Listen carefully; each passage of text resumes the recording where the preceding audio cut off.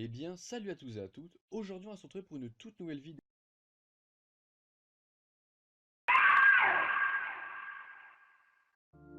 Coucou les enfants.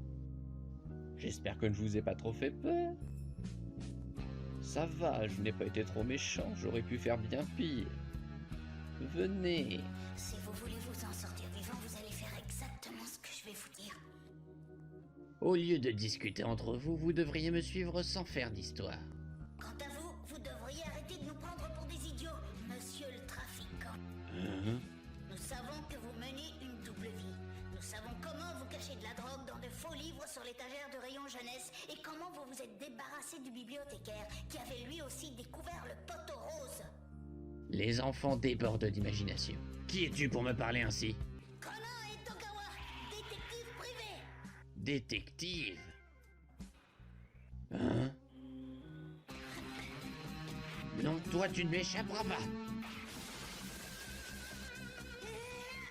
Oh, vous avez vu la glissade? Tu as réussi! Bande de sales petits morveux. Vous ne perdez rien pour attendre. Ouh, les enfants, où êtes-vous? Si j'ai pu me montrer agressif, j'en suis désolé, croyez-le bien. Vous n'avez aucune raison d'avoir peur de moi. Mais oui, vous pouvez en être sûr, il n'y a aucune raison d'avoir peur de moi. Je vais arrêter un peu mon imitation un peu foireuse. Donc aujourd'hui, pour fêter Halloween, on se retrouve pour un petit top 5 des épisodes Détective Conan à regarder dans le noir. Avec bien sûr pour vous accompagner une petite bougie allumée et de l'ail pour faire fuir tout ce qui pourrait vous approcher. Donc pour faire ma sélection, j'ai pris des épisodes qui bien sûr font peur, mais surtout des épisodes qui font peur du début à la fin, puisque certains épisodes vont être entrecoupés d'une enquête beaucoup moins sous tension. Donc ici, comme vous avez pu le voir avec la première affaire sélectionnée, à partir du moment où les Detective Boys sont dans le musée la nuit, eh bien la peur va s'installer pour un bon bout de temps et elle ne va pas être prête à s'en aller.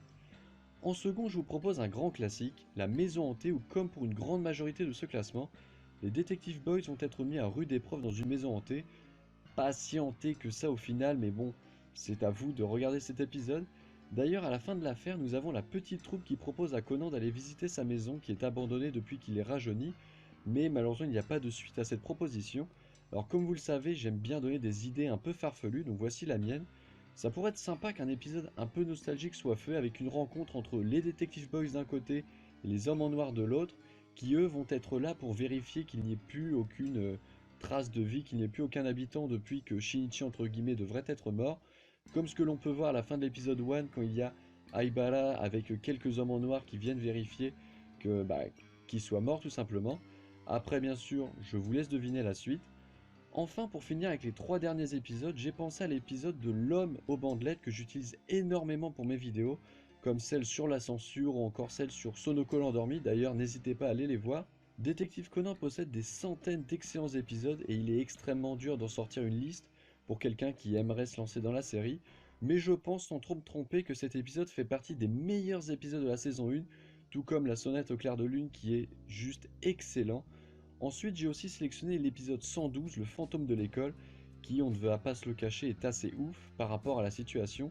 Sans spoil les quelques irréductibles qui n'auraient pas encore vu, moi en tant que prof, je crois que ce serait vraiment un très bon délire de faire ça. Voilà, ceux qui l'ont déjà vu, je crois que vous me comprenez. Et pour finir, comme vous avez pu le voir dans ce top, même si ce n'est pas vraiment un top, je n'ai pris que des épisodes anciens, c'est-à-dire faisant partie des toutes premières saisons. Alors en dernier, j'ai pensé à l'épisode du vieux château qui a comme petit plus la présence du professeur Agassa qui va passer un très mauvais moment, ainsi que la présence d'Aibara qui est vraiment l'un de mes personnages vraiment préférés de la série.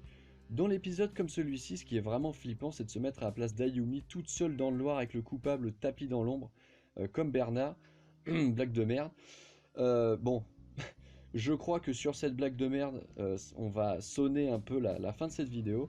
J'espère que vous l'aurez aimé. Comme d'habitude, vous connaissez la phrase magique. Un bonbon ou un like ou un sort, excusez-moi. Passez une bonne journée déguisée en vampire ou en sorcière. C'est vous qui choisissez, je vous laisse le champ libre. Et sur ce, peace.